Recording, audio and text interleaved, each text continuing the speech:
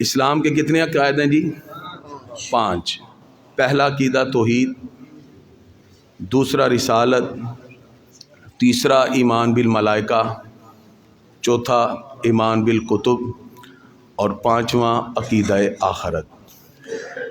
پہلا عقیدہ ہے the oneness of Allah Almighty and the prophethood. The third, the angels. Fourth, the divine books. And the last, the day of judgment. Total 5 fundamental belief of the Islam. اسلام کے 5 بنیادی عقائد ہیں۔ آج ہم بات کریں گے آخری عقیدے پر، اور وہ ہے عقیدہ آخرت۔ عقیدہ آخرت کیا ہے؟ اس کے بارے میں اللہ تعالیٰ نے قرآن مجید فرقان حمید میں ارشاد فرمایا، وَبِالْآخِرَةِ هُمْ يُوقِنُونَ۔ جو مومن متقی ہیں وہ آخرت پر یقین رکھتے ہیں۔ کس پہ یقین رکھتے ہیں جی؟ آخرت پہ۔ اسلام کے چونکہ 5 بنیادی عقائد ہیں، تو ان میں سے آخری عقیدہ کون سا جی؟ عقیدہ آخرت۔ اب عقیدہ آخرت جو ہے، اس کو سمجھنے کے لیے ہمیں مراحل کو سمجھنا ہوگا۔ آخرت کے جو عقائد ہیں ان کے مراحل ہیں، یہ پورے پروسیس کا نام ہے، یہ کسی ایک چیز کا نام نہیں ہے۔ عقیدہ آخرت کا آغاز ہوتا ہے موت سے۔ کس سے جی؟ موت۔ یہ پہلا درجہ ہے عقیدہ آخرت میں، موت سب سے پہلا درجہ ہے۔ اس کے بعد دوسرا مرحلہ ہے برزخ، جسے ہم عالم قبر کہتے ہیں۔ یعنی بندہ مرنے کے بعد ہم ان کو دفنا دیتے ہیں قبر میں، جو نہیں دفناتے ان کے لیے ہے عالم برزخ۔ برزخ ایک جہان ہے جہاں میدان حشر تک پہنچنے کے لیے ہم نے ٹھہرنا ہے۔ برزخ ایسے ہی ہے جیسے ہمیں عالم ارواح سے آنے کے لیے ماں کی پیٹ میں ٹھہرنا پڑا، پھر ہم دنیا میں آئے۔ جیسے آپ عالم ارواح سے ماں کے پیٹ میں ٹھہر کے پھر دنیا میں آئے، ایسے ہی دنیا سے محشر میں جانے کے لیے آپ نے عالم برزخ میں ٹھہرنا ہے۔ وہ قبر کی گود بھی ہو سکتی ہے، وہ اس کے علاوہ اگر کوئی جلا بھی دے، کچھ بھی کر دے ڈیڈ باڈی کو، جسم کے کچھ ذرات ہیں وہ نہیں جلتے نہ پگھلتے، اور پھر اللہ تعالیٰ اسی روح اور جسم کو دوبارہ زندہ کر کے اپنی بارگاہ میں حاضر کر لے گا۔ اسے کیا کہتے ہیں؟ عالم برزخ۔ یہ دوسرا مرحلہ ہے۔ اس کے بعد برزخ کے بعد پھر مومن کی قبر جنت کے باغوں میں سے باغ ہوتی ہے، یا کافر کی قبر جہنم کے گڑھوں میں سے گڑھا ہوتی ہے۔ 2 ہی مرحلے ہیں۔ عالم برزخ کے بعد پھر جو اگلا مرحلہ ہے، برزخ کے بعد کا جو اگلا مرحلہ ہے، وہ ہے سور اسرافیل کا۔ حضرت اسرافیل علیہ السلام سور پھونکیں گے، اور ان کی سور پھونکنے سے سب لوگ زندہ ہو کے رب کی بارگاہ میں حاضر ہو جائیں گے، زندہ ہوں گے، اور میدان حشر لگے گا، اور سب لوگ رب کی بارگاہ میں حاضر ہو جائیں گے۔ اس کے بعد پھر یہ 50,000 سال کا دن ہوگا، اس میں میزان لگے گی، اس میں اعمال تلیں گے، اس میں زبانیں بند، انگلیاں بولیں گی، اعضاء بولیں گے، یا اللہ ہم گواہی دیتے ہیں یہ تیرے دین کو سیکھنے کے لیے مسجد میں بیٹھا رہا، یا اللہ اس نے اتنے لمحے یہاں گزارے، ہم گواہی دیتے ہیں۔ یہ اعمال، اور ان کی پتہ کتنی قدر ہے؟ آپ عشاء کی نماز پڑھ کے مصلی پہ کھڑے ہو جائیں، فجر کی اذانوں تک نفل پڑھتے جائیں پڑھتے جائیں پڑھتے جائیں، اور ایک بندہ عشاء پڑھ کے سو گیا اور صبح آ کے درس قرآن میں بیٹھ کے ایک مسئلہ سیکھ لیا، جس نے ساری رات نفل پڑھے ہیں اس کا ثواب تھوڑا ہے، جس نے ایک مسئلہ سیکھا ہے اس کا ثواب زیادہ ہے۔ حدیث ہے تدارس العلم ساعۃ من اللیل، ایک گھڑی رات کا دین کا مسئلہ سیکھ لینا خیر من احیاء، ساری رات کی عبادت سے بہتر ہے۔ اصل میں نا ان لوگوں کو حقیقت کا پتہ ہی نہیں ہے، یہ سمجھتے شاید نماز پڑھ لیا یہ ثواب زیادہ ہے۔ نہیں نہیں نہیں، ایک مسئلہ سیکھنا، حدیث کے الفاظ ہیں خیر من احیاء، ساری رات کی عبادت سے بہتر ہے۔ ایک مسئلہ اگر آپ سیکھ جائیں تو پھر یہ جو اعمال ہے نا ان کا وزن ہوگا، میزان سجے گی، ترازو لگے گی، اعمال تلیں گے۔ بندہ جو اعمال کرتا ہے، نماز روزہ بظاہر تو یہ نظر نہیں آتا، لیکن اس کا قیامت کے دن وزن ہوگا، یہ تولا جائے گا، اللہ کی بارگاہ میں ان کے وزن پیش کیے جائیں گے۔ اور بالآخر پھر الحمدللہ جن جن کے اعمال کے وزن بھاری ہوں گے، ابھی ہم نے دوسری رکعت میں یہ پڑھا ہے وَأَمَّا مَنْ ثَقُلَتْ مَوَازِينُهُ فَهُوَ فِي عِيشَةٍ رَاضِيَةٍ، جن کے اعمال کے وزن بھاری ہوں گے وہ عیش پسند والی زندگی گزار رہے ہوں گے خوشی کے ساتھ، اور اللہ تعالیٰ ان کو جنت کی طرف رواں کرے گا، پھر وہ پل صراط سے گزرتے ہوئے جنت میں داخل ہو جائیں گے۔ اور جن کے اعمال بھاری نہیں ہوں گے وہ بھی پل صراط سے گزر کے جہنم میں داخل ہو جائیں گے۔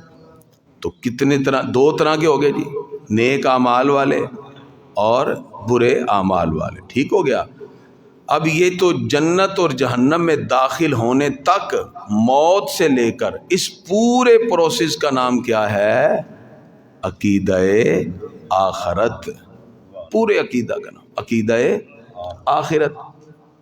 اب اس عقیدہ آخرت کے بارے میں اللہ تعالیٰ قرآن مجید میں ارشاد فرماتا ہے ان الابرار لفی نعیم و ان الفجار لفی جحیم، فرمایا بے شک جو نیکوکار ہیں وہ رب کی نعمتوں میں ہوں گے، بے شک جو بدکار ہیں وہ جہنم میں ہوں گے، لفی جحیم، کہاں ہوں گے جی؟ جہنم میں۔ اللہ تعالیٰ نے قرآن پاک میں واضح کر دیا۔ اب آخرت جو ہے اصل میں یہ بعد میں آنے والی چیز کو کہتے ہیں، بعد میں آنے والی چیز کو کیا کہتے ہیں؟ آخرت۔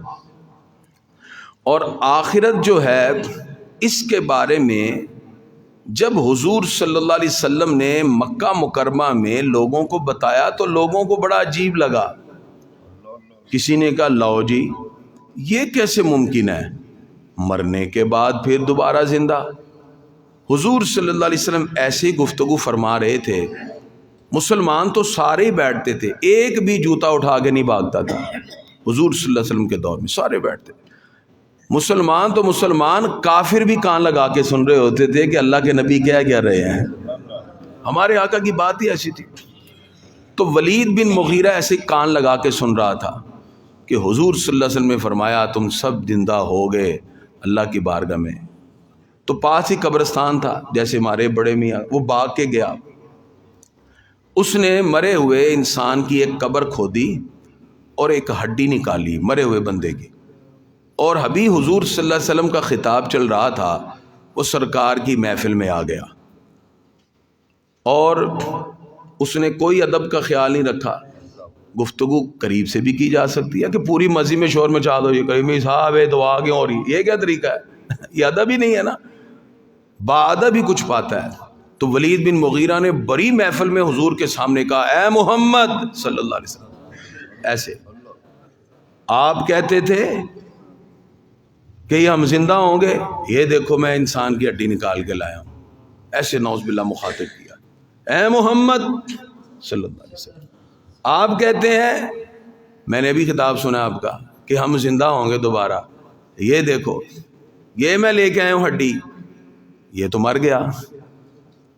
اب اس نے ایکسپیریمنٹ کرنا چاہا وہ ہڈی نکال کے کہ دیکھو، اب اللہ کا جواب سنیں، اللہ فرماتا محبوب نہیں، کیس بڑا ہو تو وکیل بھی بڑا ہوتا ہے۔ محبوب اب یہ کیس بہت بڑا ہو گیا ہے، اب آپ چپ رہیں گے، اس کا وکیل خود رب بن کے آئے گا۔ اب قرآن سنانے لگا ہوں، اللہ نے دونوں طرح کا جواب دیا. اللہ تعالیٰ فرماتا ہے نام بھی نہیں لیا, کیونکہ اللہ تعالیٰ ایسے بدبختوں کا نام ہی نہیں لیتا, ایسے بدبختوں کا رب نام ہی نہیں لیتا. میں من یحیی العظام وہی رمیم, اللہ کا قرآن پڑھ رہا ہوں, اللہ فرماتا ہے من یحیی العظام وہی رمیم, کوئی ہے جو بھونکتا ہے, جو میرے محبوب کے سامنے بکواس کرتا ہے. من یحیی العظام وہی رمیم, کون زندہ کرے گا ان ہڈیوں کو جب کہ یہ تو بوسیدہ ہو چکی ہیں.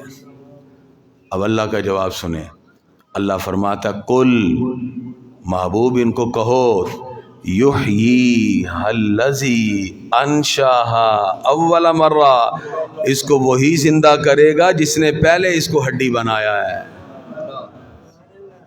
قل یحییھا, سورہ یاسین ہے, یحییھا الذی انشاھا اول مرہ. فرمایا اے اعتراض کرنے والے, اب تو ہڈی ہے, اس وقت پہ غور کر جب ہڈی نہ تھی.